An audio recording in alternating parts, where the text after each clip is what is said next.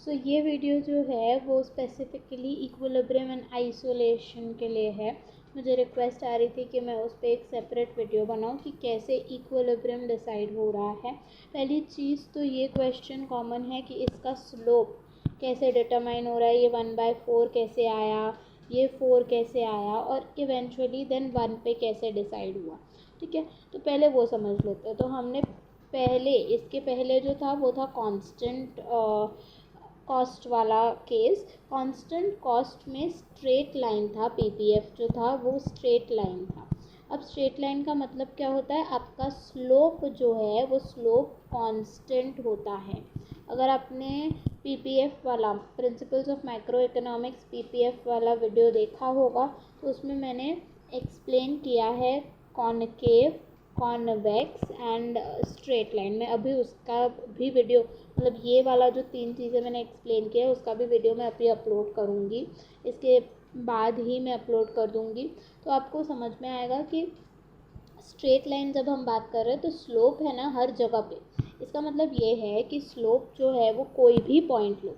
ये क्या बता रहा है, ये एक पीपीएफ है जो डिफरेंट कॉम्बिनेशन बता रहा है। समझो ये ए कॉम्बिनेशन है, ये बी है, ये सी कॉम्बिनेशन है। तो चाहे आप ए पॉइंट पे हो, चाहे बी पॉइंट पे हो, चाहे सी पॉइंट पे हो, चेंज अगर आपको लाना है, ए से बी पे जाना है या बी से सी पे जाना है, यानी 10% इंक्रीज़ करना है एक्स को, 10 यूनिट्स इंक्रीज़ करना है एक्स को, तो जो आप गिव अप कर रहे हो वाई में वो सेम होगा थ्रू आउट। ठीक है, 20 ही होगा जो हमारे इस वाले केस में है। ऊपर जो पिछले चैप्टर में, सेकेंड चैप्टर में जो है वो कांस्टेंट कॉस्ट में 20 वाई गिव अप करना पड़ रहा है। तो हर पॉइंट पे आप 20 वाई गिव अप कर रहे हो। अगर आपने पीपीएफ का शेड्यूल ग्राफ प्लॉटिंग वाला, वो तो मैंने ऑलरेडी अपलोड कर दिया है। तो principle of microeconomics PPF, what is PPF और वो वाला how to plot the PPF वाला देखा होगा। तो मैंने आपको एक्सप्लेन किया है कि इंक्रीजिंग अपॉर्चुनिटी कॉस्ट है। इस वजह से वो इंक्रीजिंग क्यों है कि हर एक पॉइंट में आपको ज़्यादा से ज़्यादा गिव अप करना पड़ रहा है by to get additional 10 units या 1 यूनिट ऑफ एक्स। अब ये रीज़न के वजह से इंक्रीजिंग अपॉर्चुनिटी कॉस्ट है, और इंक्रीजिंग अपॉर्चुनिटी कॉस्ट जब होता है तब आपका कर्व कॉनकेव हो जाता है। ठीक है, अब हर एक पॉइंट पे स्लोप क्या होगा, वो एक तरीका है कि आप हर एक मतलब पॉइंट जान लो कि क्या है। समझो अभी यहाँ पे ए पॉइंट जो है वो 50x एंड 60y का कॉम्बिनेशन है। अब मुझे जानना है कि अगर x में 10 यूनिट्स इंक्रीज़ हुआ है तो y में कितना चेंज आया है, वो स्लोप होता है। स्लोप क्या होता है, change in y due to change in x उस पॉइंट पे। तो हमें इस पॉइंट पे क्या चेंज आया वो देखना है। तो मैंने यहाँ पे ग्राफ प्लॉट करके रखा है। Let's see, no 1 second.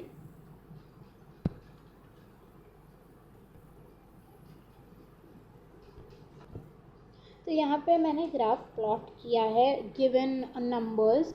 अब आप देख सकते हो ये जो ग्राफ है ना वो ऑलमोस्ट सिमिलर है जो हमारा यहाँ पे ग्राफ है। खाली डिफरेंस इतना है कि ये जो पोर्शन है ना, ये पोर्शन के मुझे वैल्यूज़ एग्जैक्ट नहीं मिल रहे हैं। इस वजह से हमारा ये ए से बी तक का पोर्शन एक स्ट्रेट लाइन आ गया है उस ग्राफ में। ठीक है, मुझे एक्सप्लेन क्या करना है वो मैं आपको अभी समझा रही हूँ। तो ए पॉइंट जो है हमारा वो ए पॉइंट 50 और 60 के वैल्यूज़ है। आप देख सकते हो नीचे 30, 10, 20, 30, 40, 50 पे वो पॉइंट आ रहा है 50 एंड 60। लेफ्ट साइड पे आपको 60 वैल्यू दिखती होगी। ठीक है, सो आपका 60 एंड 50 पे पॉइंट वो आ रहा है। अगर मैं उसको क्लिक करती हूँ तो 50 एंड 60 वैल्यू दिखा रहा है। अब मुझे क्या जानना है, मुझे जानना है कि अगर वो चेंज हो रहा है, से फॉर एग्जाम्पल x में 10 यूनिट्स इंक्रीज़ हुआ है, x में समझो 10 यूनिट्स इंक्रीज़ हुआ है, तो y में कितने यूनिट्स इंक्रीज़ हुए हैं, क्योंकि हम वही कहते हैं ना, change in y due to change in x। तो हमें ये जानना है। तो कितने यूनिट्स इंक्रीज़ हुआ है। अगर x में 10 यूनिट्स इंक्रीज़ हुए हैं, मतलब 1 यूनिट जितना इंक्रीज़ हुआ है, तो y में कितना यूनिट इंक्रीज़ हुआ है।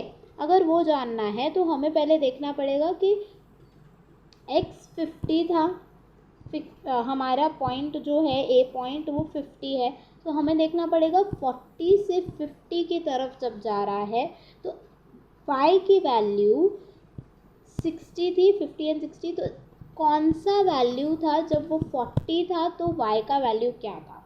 तो हम अगर वो ग्राफ पे वापस से जाएं तो जब 40 है, जब 40 आप नीचे बॉटम में ले देख सकते हो, एक्स एक्सिस पे 5, 10, 15, 20, 25, 30, 35, 40 का पॉइंट है, एंड 40 के पॉइंट में लेफ्ट हैंड साइड में अगर हम देखें तो 62 या 62.5 ऐसे कुछ वैल्यू आ रहा है। तो अगर हम 62 भी लेकर चलें तो 62 हमारा वैल्यू था y का जब x की वैल्यू क्या थी 40। तो मैं फिर से लिख देती हूँ, x की वैल्यू 40 थी तब y की वैल्यू 62 थी। जब x की वैल्यू 50 हुई तब y की वैल्यू 62 थी ना, ये 62 थी, ये 60 हो गई। इसका मतलब जब हमारा 10 यूनिट्स x का इंक्रीज़ हुआ तब 2 यूनिट्स y का रिड्यूस हुआ। ठीक है, तो जब या 2 या 2.5, तो अगर मैं इसको change in y due to change in x के तौर पे लिखूँ तो चेंज क्या हुआ 2 यूनिट्स अपॉन 10, तो ये क्या हो गया 1/5। अगर 2.5 ले तो ये 1/4 हो जाएगा, जो कि हमारा वैल्यू वहाँ पे उन्होंने कैलकुलेट किया है। अब क्यों मेरा 1.5 आया, आप बोल सकते हो मैम आपका तो 1.5 आया, क्योंकि हमने प्रॉपरली, हमें पॉइंट्स यहाँ पे जो पॉइंट्स हैं,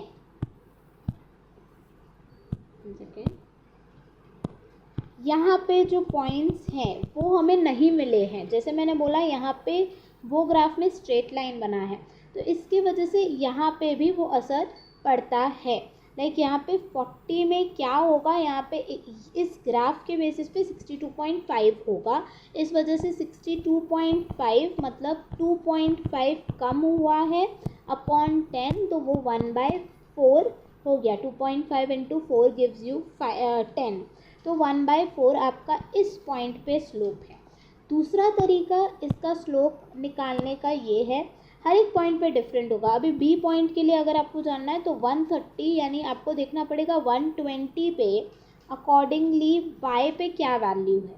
हो सकता है y पे वैल्यू अगर 1 लाना है तो ये 10 यूनिट्स इंक्रीज़ होगा, राइट, तो 10 यूनिट्स यहाँ पे रिड्यूस होता होगा, तो यहाँ पे जब 10 यूनिट्स रिड्यूस होगा तो 10/10 इज इक्वल्स टू 1 हो जाएगा, -10/10 इज इक्वल्स टू 1 हो जाएगा। कुछ इस तरीके के वो वैल्यू होगा, क्योंकि इस बी पॉइंट पे आपका स्लोप 1 हो जाता है, राइट, तभी हम एक्सचेंज करते हैं। अब वो भी मैं आपको एक्सप्लेन करूँगी इक्विलिब्रियम कैसे फाइंड आउट हुआ।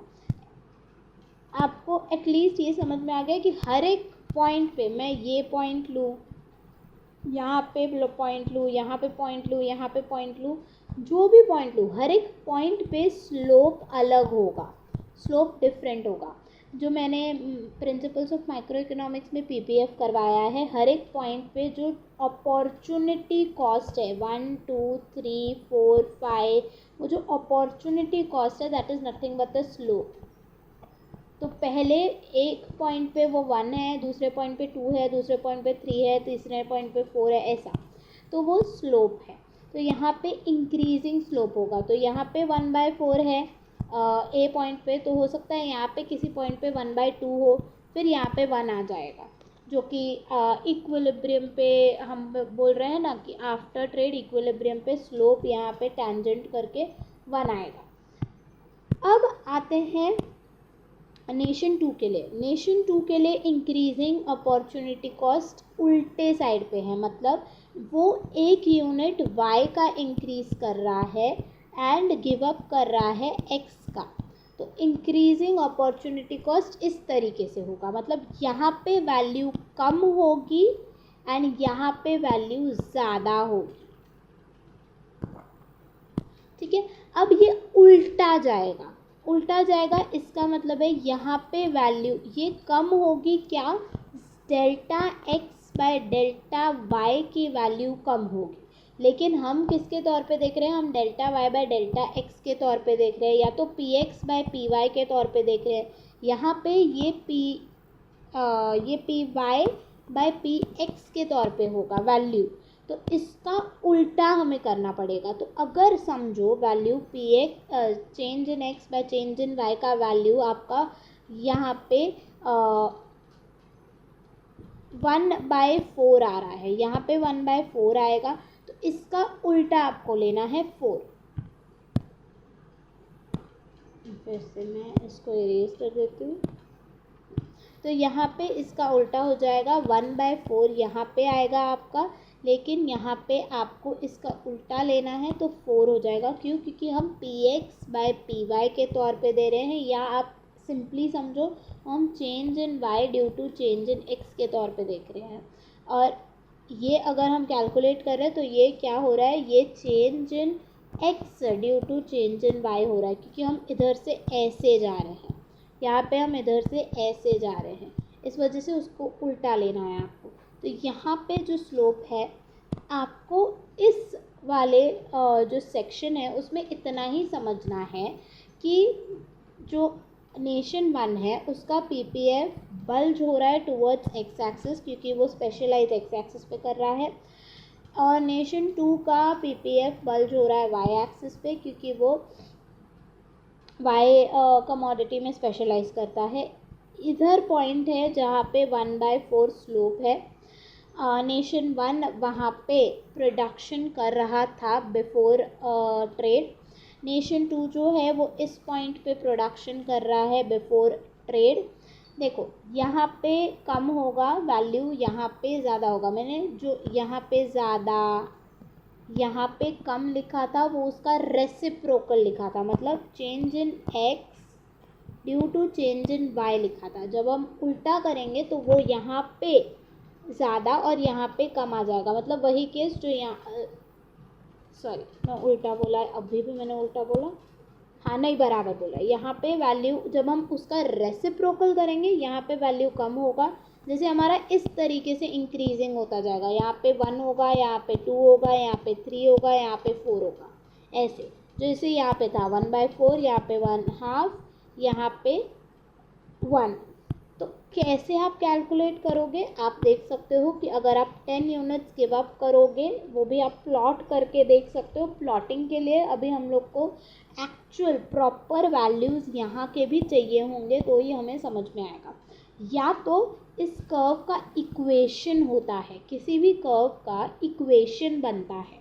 अगर मैं कोई भी कर्व बनाती हूँ एक्स स्क्वायर प्लस, अभी मैं आपको एक कर्व यहाँ पे बना के दिखाती हूँ जो कि है desmos.com पे।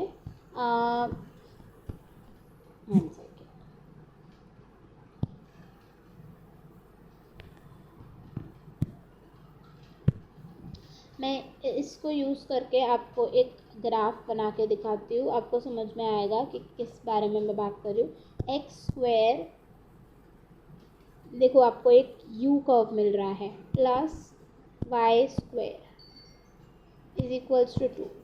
आपको ये सर्कल बन के मिल गया, ये एक कर्व बन के मिल गया। तो ये कर्व, ये जो कर्व बना है या ये जो सर्कल बना है उसका इक्वेशन ये है X square plus Y square is equals to 2। तो वैसे ही हर एक कर्व का एक इक्वेशन होता है, इस कर्व का भी एक इक्वेशन होगा। उस इक्वेशन को यूज़ करके, या तो जैसे मैंने प्लॉट्स किए, प्लॉट्स को change in X change in Y उस पॉइंट पे देख के उन्होंने वैल्यू कैलकुलेट किया है, या तो इक्वेशन को यूज़ करके डेरिवेशन करके, समझो x square plus 2x plus 3 is equal plus 3, ये इसका इक्वेशन है, ये इसका कर्व का गिवन इक्वेशन है। इसको यूज़ करके आप क्या कर सकते हो, आप डेरिवेटिव ले सकते हो। डेरिवेटिव क्या बताता है, डेरिवेटिव रेट ऑफ चेंज ही बताता है उस पॉइंट पे x इज इक्वल्स टू 50 पे क्या स्लोप है। तो वो यूज़ करके, ये मैंने सिर्फ एक एग्जांपल दिया है, ये इस पीपीएफ का फंक्शन या कर्व नहीं है।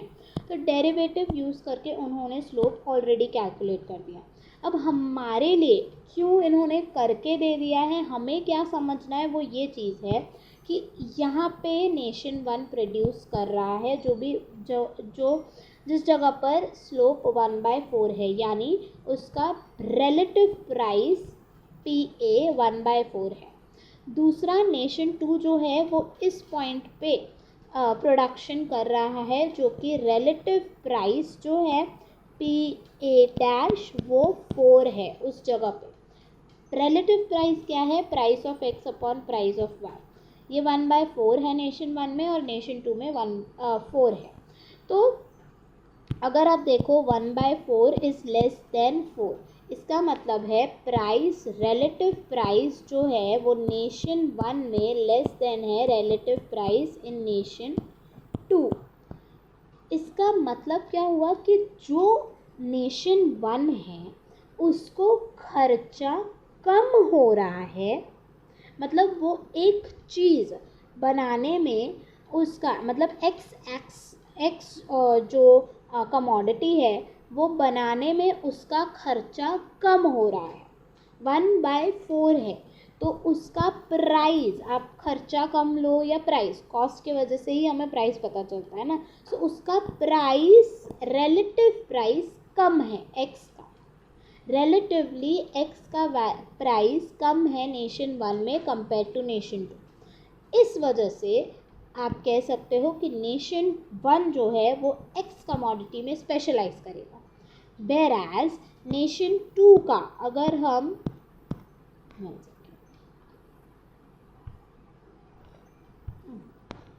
नेशन टू की अगर हम बात करें तो नेशन टू का अगर हमें देखना है तो हमें वाई कमोडिटी का अगर देखना है कि वाई कमोडिटी में कौन स्पेशलाइज कर रहा है, तो हमें उसका रिलेटिव प्राइस देखना होगा, मतलब PY/PX देखना पड़ेगा।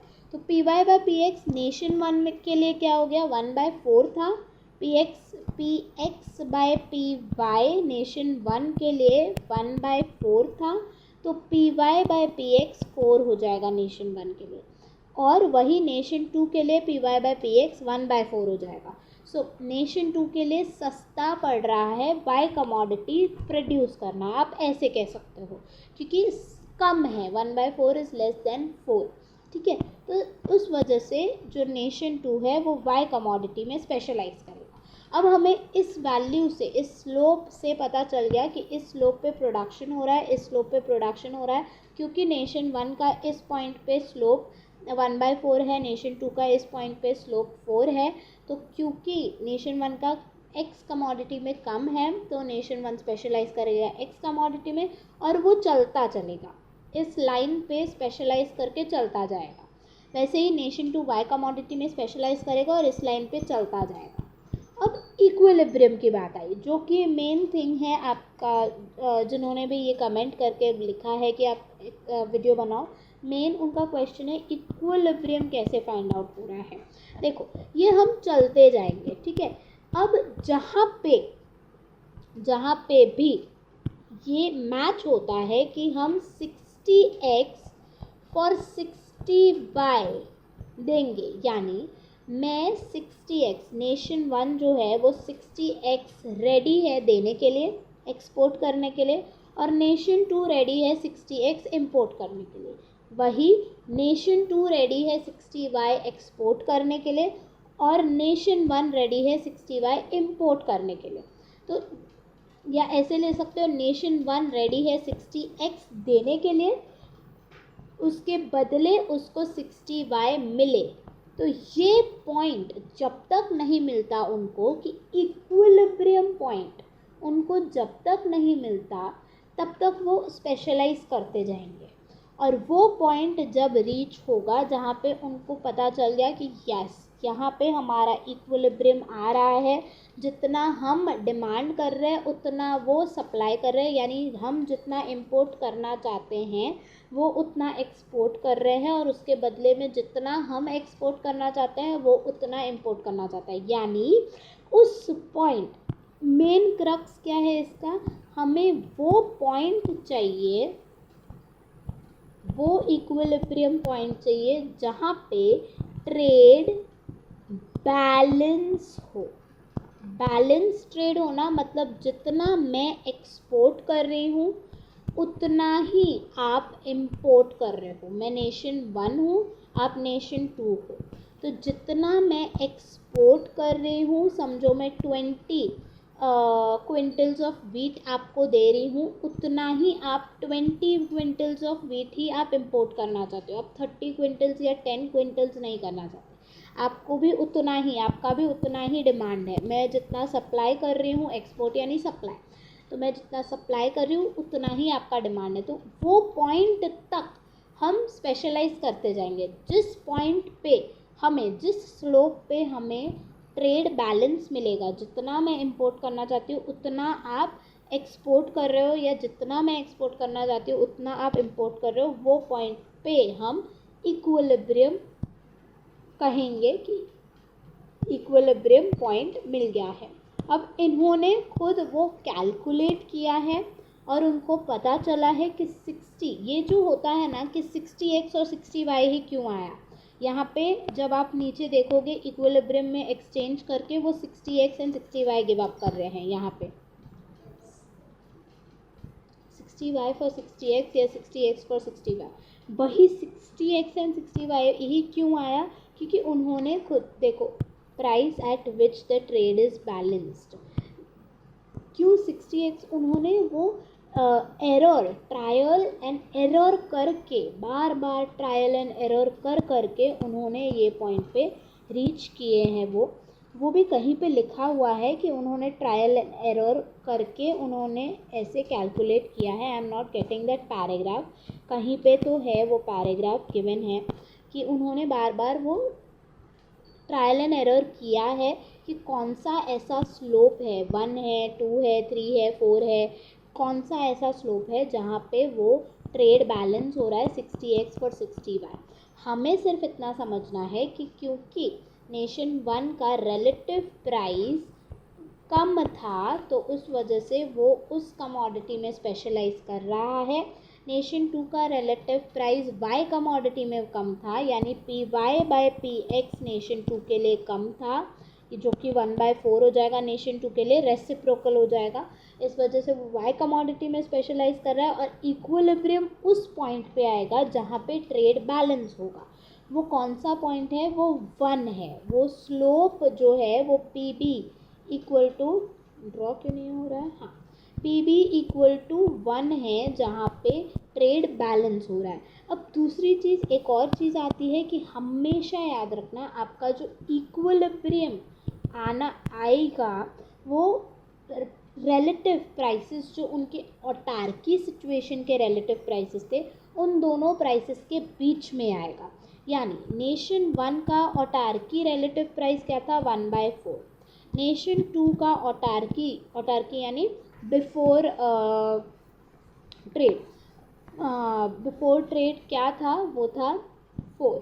तो 1/4 एंड 4 के कहीं पे बीच में ही आएगा आपका इक्विलिब्रियम प्राइस, 1, 2, 3 वही आएगा जहाँ पे ट्रेड बैलेंस होना चाहिए, और वो पॉइंट था 1। तो आई होप आपको समझ में आ गया होगा कि कैसे कैलकुलेट किया है। एक बार फिर से मैं बता देती हूँ, अगर ये इंक्रीजिंग अपॉर्चुनिटी कॉस्ट है, अगर आपको किसी भी पॉइंट पे जानना है कि कितना स्लोप है, तो आपको चेंज इन y कितना हुआ है due to change in x, यानी x का 10 यूनिट से इंक्रीज हुआ है तो y कितना हम गिव अप कर रहे हैं हम वो देखेंगे। ये आपको हर एक पॉइंट प्रॉपर पॉइंट होना चाहिए, जिसके बेसिस पे आप देन प्लॉट करके आप देख सकते हो कि for 10 units of x change कितना y चेंज हुआ है, या तो फिर इस ग्राफ का इक्वेशन होता है। अब इस वाले कर्व का इक्वेशन क्या है वो यहाँ पे कहीं पे गिवन नहीं है, उसके बेसिस पे आपको डेरिवेट करके आपको स्लोप उस पॉइंट पे मिल जाता है। अब आपके लिए इम्पोर्टेंट यही है कि कौन सा रिलेटिव प्राइस किस नेशन का कहाँ पे कम था, उस कमोडिटी में वो स्पेशलाइज करेगा। वो स्पेशलाइज करने के बाद उस पॉइंट तक आ जाएगा जहाँ पे उस रिलेटिव प्राइस तक आ जाएगा जहाँ पे ट्रेड बैलेंस हो रहा है। ट्रेड बैलेंस होना मतलब मैं जितना एक्सपोर्ट करना चाहती हूँ उतना आप इंपोर्ट करना चाहते हो। तो यही चीज़ है इक्विलिब्रियम इन आइसोलेशन कैसे डिटरमाइन हो रहा है। मैं एक बार ये सिर्फ पढ़ लेती हूँ। Nation one is in equilibrium और maximise its welfare in isolation by producing. अच्छा, एक और चीज़ है जो मैंने मिस कर दी है। आप इक्विलिब्रियम इन आइसोलेशन की बात कर रहे हो कि आइसोलेशन क्या होता है, पहले वो समझ लो।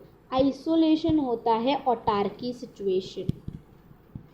ऑटार्की सिचुएशन मतलब विदाउट ट्रेड मेरा प्रोडक्शन किधर है, तो प्रोडक्शन जो होगा वो इस पॉइंट पे वो कर रहा है 1/4 पॉइंट पे 1/4 रिलेटिव प्राइस है Px/Py जो है वो 1/4 है। इस कॉम्बिनेशन ये कॉम्बिनेशन उन्होंने चूज़ किया है जहाँ पे वो प्रोड्यूस भी कर रहे हैं और आप देख सकते हो कि कर्व इंडिफरेंस कर्व भी यहाँ पे है, यानी वो कंज्यूम भी यहाँ पे ही ए ही पॉइंट पे कर रहे हैं क्योंकि वो इंपोर्ट एक्सपोर्ट तो कर नहीं रहे हैं और आइसोलेशन है, तो इसी पॉइंट पे वो कंजम्पशन भी कर रहे हैं, प्रोडक्शन भी कर रहे हैं।